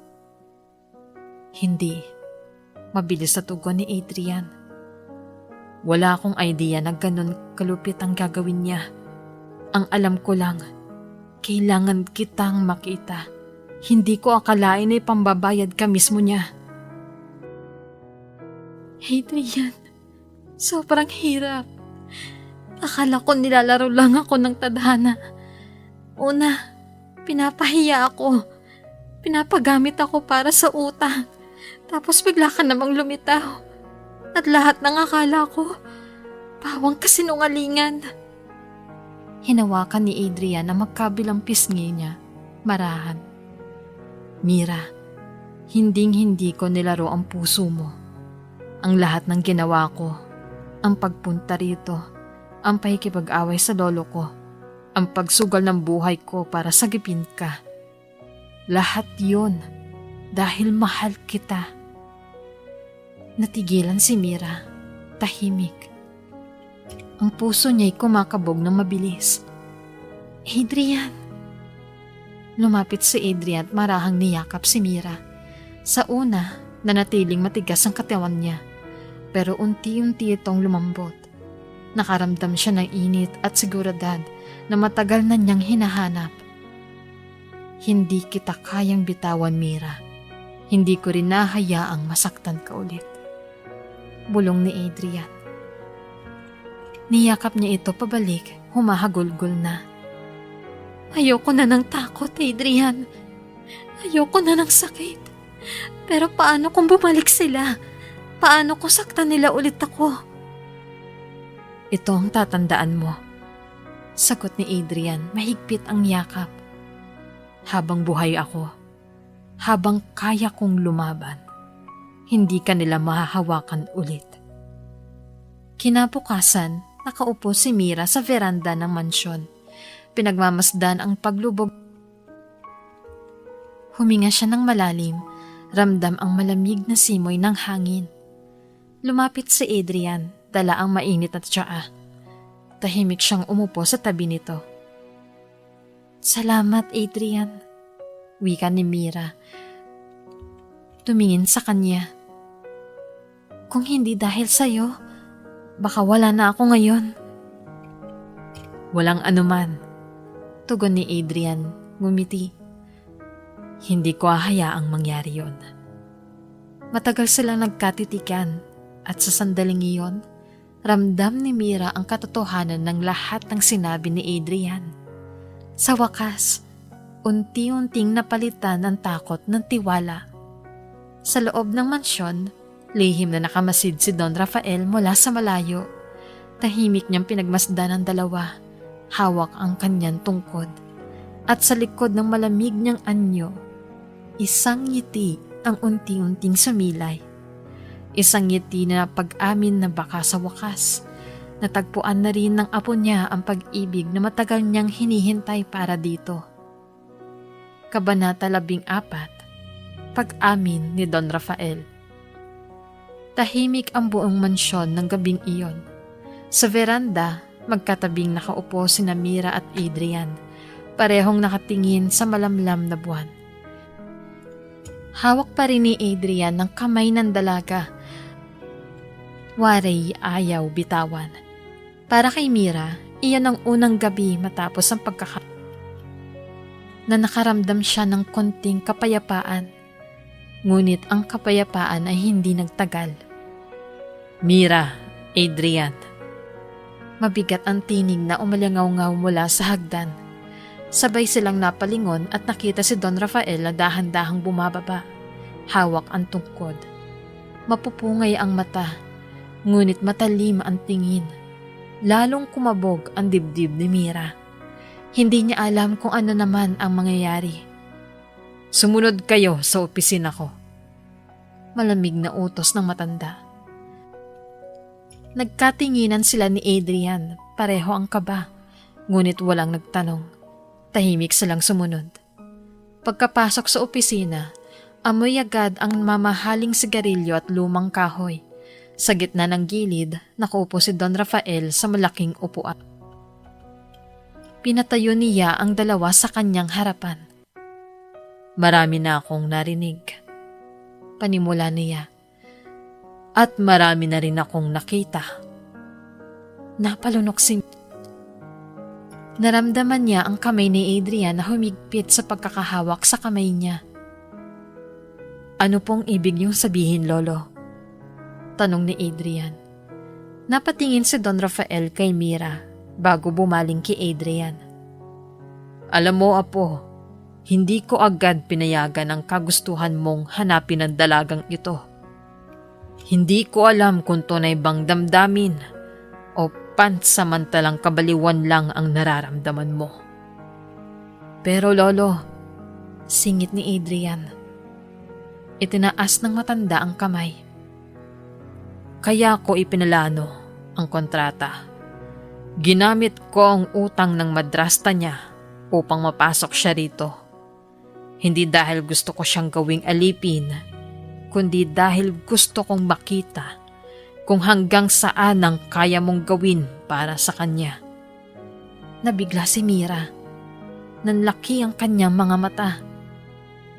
Kontrata? Ibig sabihin, lahat ng ito, pagsubok lang? Tumango si Don Rafael. Oo, at nakita ko na ang sagot. Lumaban ka, Adrian. Sinugal mo ang buhay mo, hindi para sa yaman, hindi para sa kapritsyo, kundi dahil sa dalagang ito. Hindi nakasagot si Adrian. Nanlumo at napayuko. Si Mira naman, gulong-gulo ang isipan, pero ramdam niyang may katotohanan ang mga salita ng matanda. Nagpatuloy si Don Rafael, mas malumanay na ang tinig. Ngunit tandaan niyo, ang mundong ginagalawan ko ay hindi simpleng daigdig. Maraming mata ang nakatingin sa akin. Maraming kamay ang gustong umagaw ng yaman ko. At ngayong alam ng lahat na espesyal ka, Mira. Tiyak na pati ikaw ay madadamay. Napalunok si Mira, tila nanlamig. Ibig niyo pong sabihin, hindi pa tapos ang panganib? Tama ka, sagot ng Don. Diretsyong tumingin sa kanya. Hindi pa tapos. Ang nakalaban natin, ang mga sindikato, ang kasakiman ng madrasta mo. Yan pa lang ang simula. At kung hindi kayo matututo, mauubos kayo. Ngunit sa kabila ng babala, lumambot ang mukha ni Don Rafael. Ngunit, isa rin ang napatunayan ko. Ikaw, Mira. Nagulat si Mira. Ako po? Oo, sagot ng matanda. Hindi ka materyosa. Hindi ka kagaya ng ipinarata ng iyong madrasta. Hindi ka rin duwag. Pinakita mong kaya mong lumaban kahit wala kang kayamanan. At dahil doon, nakikita kong karapat-dapat ka sa apo ko. Napaluha si Mira, hindi makapaniwala sa narinig. Sa unang pagkakataon, may nagsabing karapat-dapat siya. Lumapit si Adrian sa lolo niya. Nakayuko, ngunit may ngiti sa labi. Salamat, Lolo. Sa wakas, naintindihan niyo na ang lahat. Tumingin si Don Rafael sa kanya. Huwag mo kong pasasalamatan. Hindi pa tapos ang laban mo. Ang totoong laban ay ang protektahan siya sa mundong hindi madali. Kaya kong ipamana ang lahat sa iyo. Pero kaya mo bang isugal ang lahat ng iyon para sa kanya? Mariing tumango si Adrian. Kaya ko, Lolo. At gagawin ko. Tumayo si Don Rafael, dahan-dahan, hawak ang tungkod. Nilapitan niya si Mira at marahang humawak sa balikat nito. Anak, Malugod kitang tinatanggap. Ngunit tandaan mo, huwag kang basta-basta magtitiwala. Ang yaman ay parang apoy. Kung hindi mo kayang hawakan, ikaw ay masusunog. Hindi alam ni Mira kung ano ang isasagot. Tumangon na lang siya habang pinupunasan ng lahi sa kanyang pisngi. Lumabas sila ni Adrian mula sa opisina. Tahimik sila habang naglalakad sa pasilyo. Ngunit ramdam ang bigat na mga salitang iniwan ni Don Rafael. Pagdating sa veranda, huminga ng malalim si Adrian. Mira, ano man ang mangyari, hindi kita iiwan. Kahit gaano kahirap, kakayanin natin. Tumingin si Mira sa kanya, mahigpit ang kapit sa kanyang kamay. Basta kasama kita, Adrian. Kahit saan, kakayanin ko rin. At sa gabing iyon, sa kabila ng babalang dala ni Don Rafael, unti-unting nagniningning ang pag-asa sa puso ng dalawa. Isang pangakong hindi nila bibitawan, gaano man kabigat ang mga pagsubok na darating. Kabanata 15, Pag-atake ng kalaban. Tahimik ang gabi sa mansyon. Ang mga ilaw sa labas ay tila kumikislap lang at ang mga kasambahay ay nagsimula ng magpahinga matapos ang mahabang araw. Nasa veranda si Mira. Hawak ang isang tasa ng tsaa. Sinusubukang aliwin ang sarili sa malamig na simoy ng hangin. Lumapit si Adrian, dala ang balabal. Huwag kang magtagal dyan sa labas, baka lamigin ka. Ngumiti si Mira at inabot ang balabal. Salamat. Alam mo, minsan iniisip ko, baka hindi ko deserve ang lahat ng to. Ang kapayapaan, yung proteksyon. Deserve mo, putol ni Adrian, mariin. At gagawin ko ang lahat para manatili yon. Hindi nila alam, sa dilim ng kakahuyan, malapit sa mansyon, may mga matang nakamasid. Sa isang madilim na van, nakatambay ang ilang armadong lalaki. Sa gitna nila, nakaupo si Felina. Nakangisi habang hawak ang mamahaling bag na tila bagong bili. Siguraduhin nyo na ngayong gabi matatapos ang lahat. Wika niya, malamig ang boses. Babae, sigurado ka ba rito? Tanong ng leader ng sindikato. Kung mawawala ang dalagang yon, wala ka na rin mapapakinabangan. Hindi ko kailangan ng pagmamahal niya. Sagot ni Felina halos pasigaw. Ang gusto ko lang, mawala siya sa landas ko at kayong mga sindikato, mababayaran ko. Basta gawin niyo lang ang trabaho. Nagkatinginan ng mga saka sabay-sabay tumango. Makalipas ang ilang minuto, tahimik na lumusot ang ilang armadong lalaki sa bakod ng mansyon. Binuksan nila ang mga ilaw ng flashlight at maingat ang gumalaw. Ngunit bago pa man sila makalapit sa veranda, napansin ng mga bantay ang kakaibang ingay. May mga tao sa likod! Sigaw ng isang gwardya. Agad na nagkaroon ng putukan. Adrian! Sigaw ni Mira. Nagulat at napayakap sa kanya. Mira, pasok ka sa loob! Utos ng binata, sabay hawak sa kamay ng dalaga at itinulak papasok. Ngunit bago pa sila makalayo, sumulpot ang tatlong lalaki. Hawak ang baril. Nagkaroon ng gulo sa mismong sala ng mansyon. Nababasag ang mga vase, nahuhulog ang mga kurtina at nagsisigawan ng mga kasambahay. Tumakbo ang ilan upang magtago, habang ang iba naman ay tinulungan. Hanapin si Mira! Sigaw ng leader ng sindikato, hawak ang itak. Napasigaw si Adrian. Hindi niyo siya makukuha. Sabay bugso ng galit at pagsukot. Nakipaglaban siya gamit ang sariling lakas. Tinama ng isa sa mga lalaki at nabitawan ng baril ko. Si Mira naman ay itinago sa likod ng malaking kabinet ni Aling Rosa, nanginginig sa takot habang pinagmamasdan ng kaguluhan. Sa gitna ng kaguluhan, pumasok si Felina. Nakataas ang bab. Mira! Sigaw niya tila nagtatagumpay. Wala ka nang ligtas. Sa wakas, matatapos na rin ang lahat ng sakit ng ulo. Felina! Galit na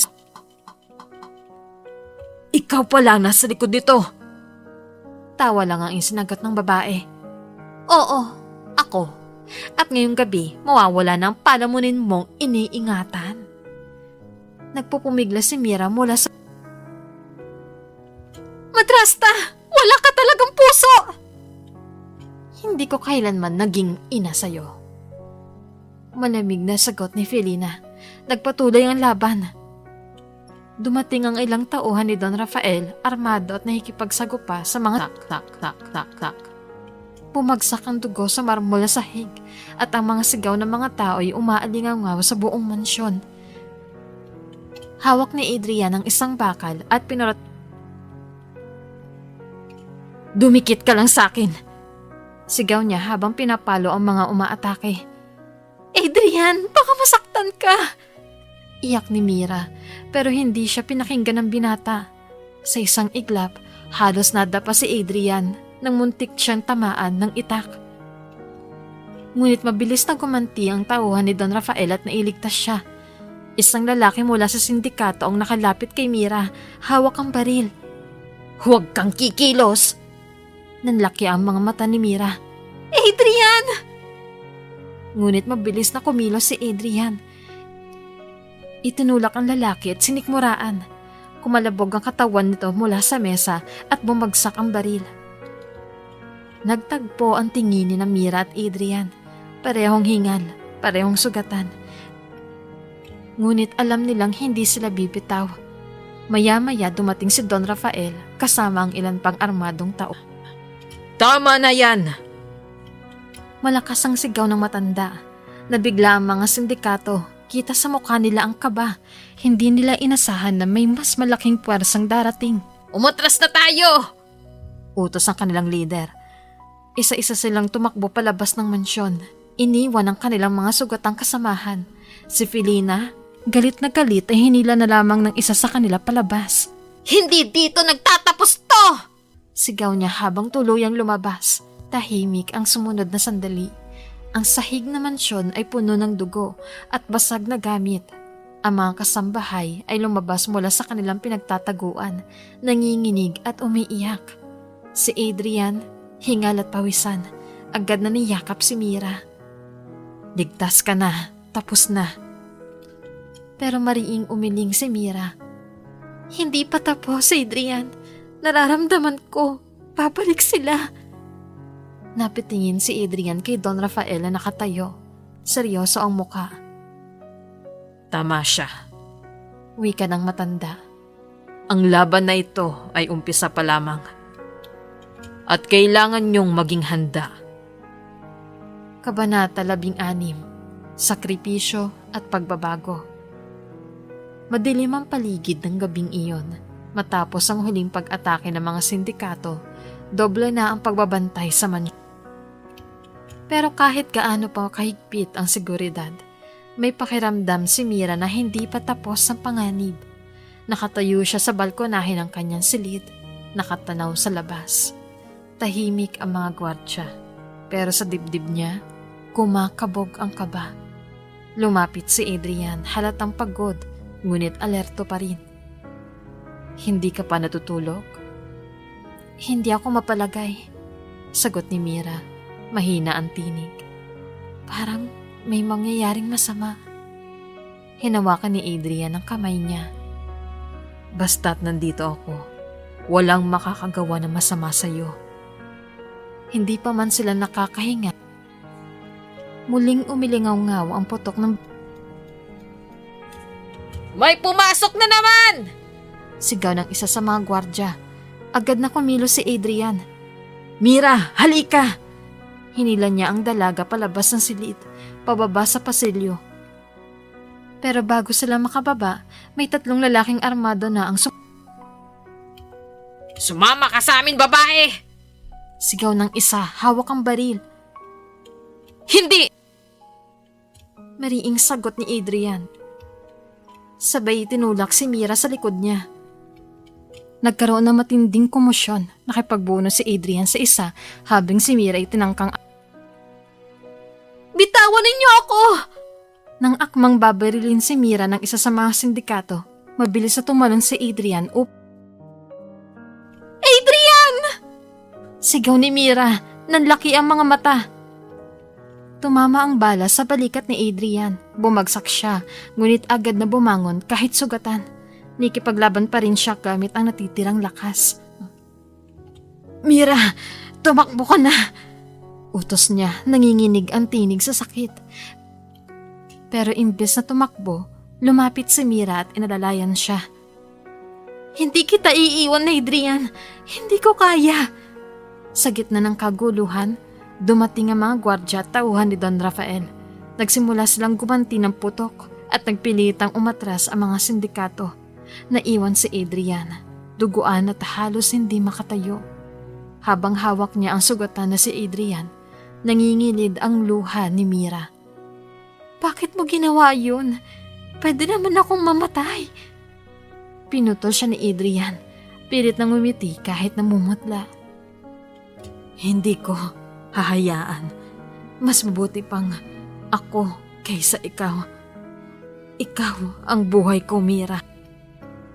Nang marinig iyon, tila biglang bumigat ang... Noon niya lang lubos na naunawaan. Ang pagmamahal ni Adrian ay totoo. Kasinungalingan. Niyakap niya ang binata.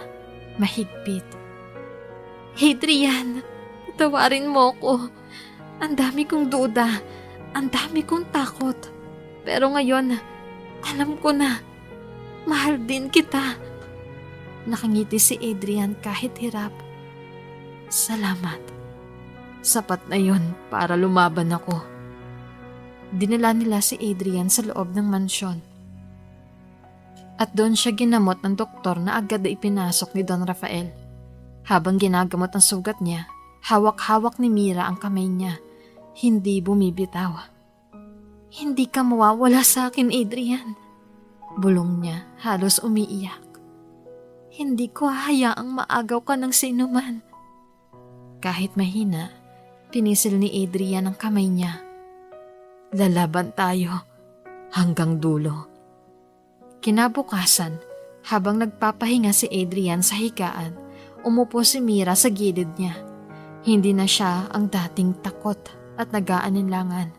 Sa halip, matatag ang kanyang loob. Adrian, mula ngayon, hindi na ako magtatago. Hindi na ako magpapadala sa takot. Magtutulungan tayo. Lalaban ako. Kasama ka. Napingiti si Adrian kahit hirap magsalita. Yan ang Mira na mahal ko. Hindi ka na biktima. Ikaw na ang magiging lakas ko. Nang gabing iyon, nagtipon ang lahat sa silid aklatan. Si Don Rafael, ang kanyang tauhan, at si Mira. Tahimik silang nakikinig habang nagpapaliwanag ang matanda. Malinaw na hindi titigil ang mga sindikato. Ani ni Don Rafael. Lalo na ngayon, alam nila ang kahinaan natin. Pero ngayong nakita ko ang katapangan nyo, lalo na ikaw, Mira. Alam kong kaya nating harapin sila. Humigpit ang hawak ni Mira sa kamay ni Adrian. Tama ka, Don Rafael. Hindi ako magpapadala sa kanila. Hindi ako iiwas. Kung gusto nilang tapusin ito, magiging handa kami. Nagkatitigan ng lahat, puno ng determinasyon. Pagkatapos ng pulong, bumalik si Mira sa tabi ni Adrian. Pinunasan niya ang pawis sa noo ng binata at hinalikan ito sa noo. Adrian, simula ngayon, hindi na ako matatakot na ipaglaban ka. Kahit ano pa ang mangyari, mahal kita. Mahina ngunit malinaw ang tinig ni Adrian. Mira, ikaw ang dahilan kung bakit hindi ako sumusuko.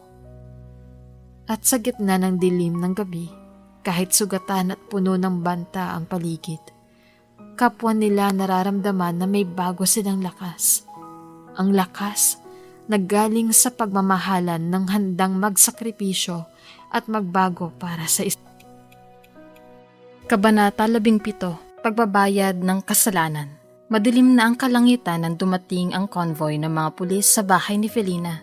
Tahimik ang paligid. Tanging ingay ng mga gulong at tibag ng mga lalaki sa uniforme ang naririnig. Mabilis silang pumasok sa bakuran, bit-bit ang search warrant at mga flashlight. Sa loob ng bahay, abalang-abala si Felina sa pagbabalot ng ilang gamit. May mga envelope ng pera at ilang mamahaling alahas sa mesa. Halata na handa na siyang tumakas at iiwan ang lahat ng gulo na siya mismo ang lumikha. Ngunit bago pa siya makalabas ng likurang pinto, bumungad na ang mga baril at sigaw. Felina Ramirez! Pulis siya!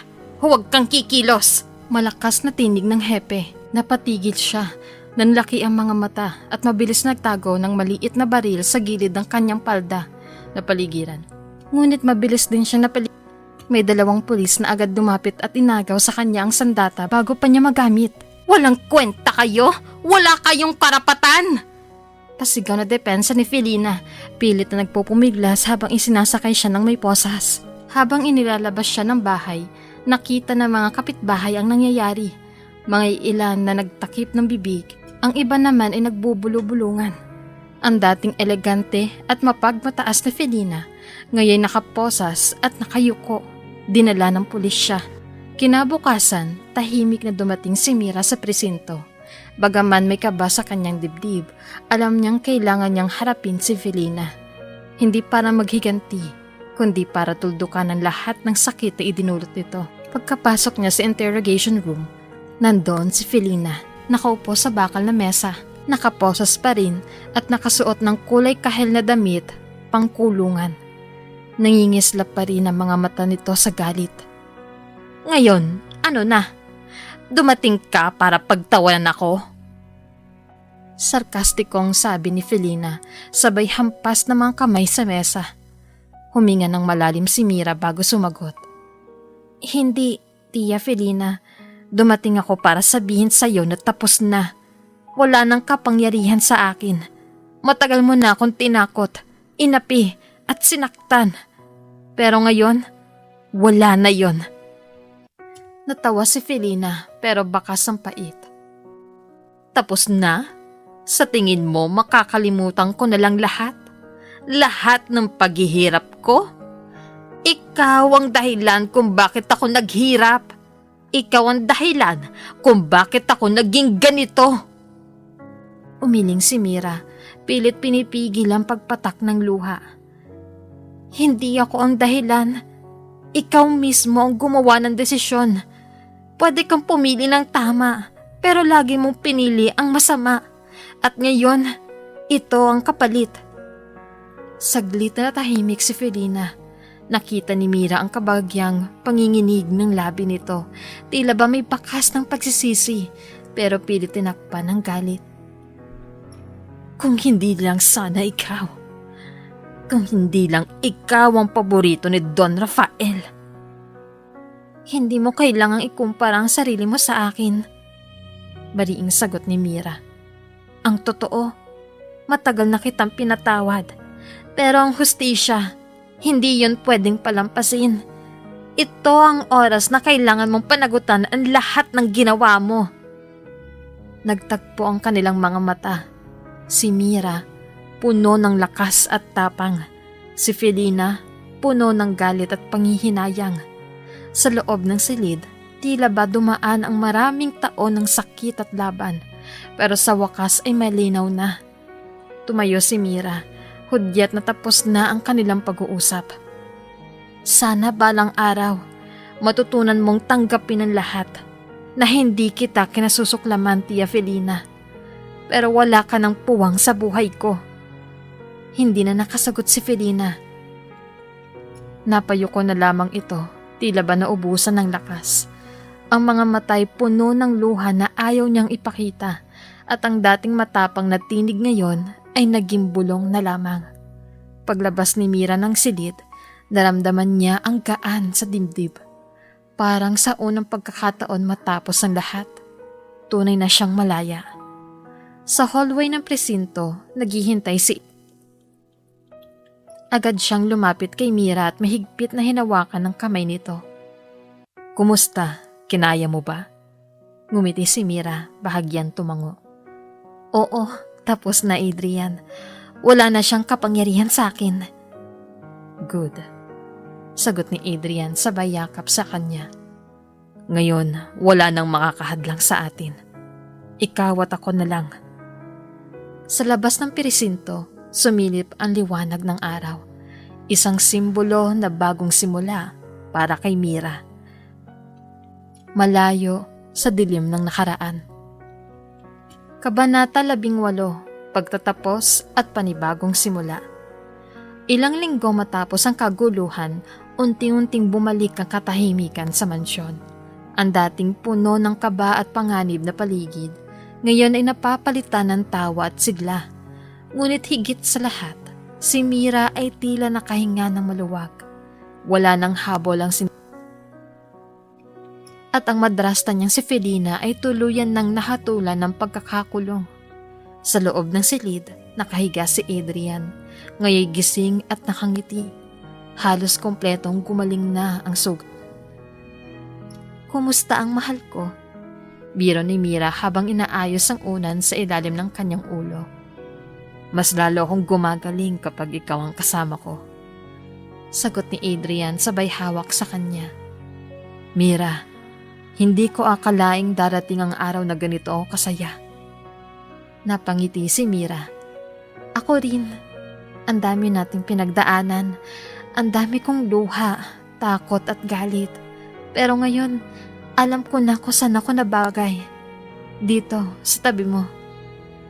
Isang araw, ipinasok sila ni Don Rafael sa kanyang opisina. Nakasandalang matanda. Mahigpit ang tingin ngunit may bahid ng ngiti. "Adrian, Mira," wika niya. "Ngayon ay malaya na kayo sa lahat ng banta. At bilang huling habilin ko bago ako tuluyang magpahinga, nais kong makita ang pinakapinapangarap kong kasal dito mismo sa mansyon na ito." Nanlaki ang mga mata ni Mira. "Don Rafael!" "Hindi mo na kailangan tumawag sa akin ng ani ng matanda. Kung tatanggapin mo, gusto kong ituring kang tunay na apo. At ikaw, Mira, bilang bahagi ng pamilya." Halos mapaluha si Mira at napahawak siya kay Adrian. Ang binata naman ay ngumiti at yumuko bilang respeto. "Salamat po, Lolo. Hindi ninyo pagsisisihan ang desisyong ito." Dumating ang araw ng kasal. Ang buong mansyon ay napuno ng mga bulaklak, ilaw at musika. Lahat ng tauhan, gwardya at ilang piling panauhin ay nagsidalo. Si Mira, nakasuot ng puting long gown, ay halos hindi makilala. Ang dating simple at api-apihan, ngayon tila isang diwata sa ganda. Habang naglalakad siya sa aisle, hawak ang bouquet, hindi mapigilan ni Mira ang maluha. Sa isip niya, bumalik ang lahat ng alaala. Ang pagtulak sa kanya ng madrasta papasok ng ang takot, ang sakit, at ngayon, siya na ang reyna ng puso ng lalaking matagal nang naghahanap sa kanya. Si Adrian, nakatayo sa altar, nakaitim na suit, nakangiti habang pinagmamasdan siya. Nang magtagpo ang kanilang mga mata, tila nawala ang lahat ng tao sa paligid. Sila lang ang naroon. "Adrian, Mira," wika ng pari. "handa na ba kayong ipangako ang pag-ibig at katapatan sa isa't isa?" Magkahawak ang kanilang mga kamay. Si Adrian ang unang nagsalita. "Mira, simula pagkabata, ikaw ang liwanag na nagligtas sa akin. Pinangarap kitang hanapin. At ngayong nandito ka na, ipinapangako kong hindi na kita papakawalan." Sumunod si Mira, nangingilid ang luha. Adrian, hindi ko akalaing ang isang dalagang minsang ibinenta ay magiging asawa ng lalaking matagal nang nagmamahal sa kanya. Ipinapangako ko, sa hirap at ginhawa, ikaw lang ang pipiliin ko. Nagpalakpakan ng lahat at tuluyan silang pinag-isang mag-asawa. Matapos ang seremonya, sinalubong sila ng masigabong palakpakan at pagbati. Naghagis ng bulaklak si Mira at halos lahat ng kababaihan ay nagtatawanan sa pagkuha nito. Sa bawat halakhak at awitan, ramdam na ramdam ang kaligayahan sa paligid. Ngunit sa kalagitnaan ng kasiyahan, biglang bumukas ang malalaking pinto ng mansyon. Pumasok ang isang lalaking hindi pamilyar sa karamihan. Matangkad, matipuno, at malamig ang tingin. Tahimik ang lahat nang magsalita siya. Pasensya na kung naistorbo ko kayo. Aniya, may matigas na boses. Pero kailangan kong sabihin ang totoo. Lumingon si Don Rafael, nanlaki ang mata. Ikaw? Diretso ang tingin ng lalaki sa kanila, saka ngumiti ng mapait. Hindi pa tapos ang lahat. Dahil ako ang tunay na anak ni Don Rafael. Naggulat ang lahat. Napaawang ang labi ni Mira. Hawak ang kamay ni Adrian at biglang lumamig sa kaba. At doon nagtapos ang kasal. Hindi sa katahimikan ng pag-ibig, kundi sa pagbubukas ng panibagong lihim at mas malaking palaisipan.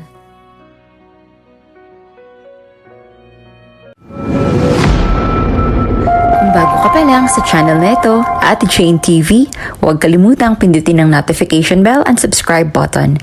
Sana po hindi naman malaking abala sa inyo ang pagpindot ng subscribe button dahil ang kapalit po nito ay ang pagsuporta para makapag-produce ng mga libreng stories sa mga channels ni Ate Jane. Maraming salamat!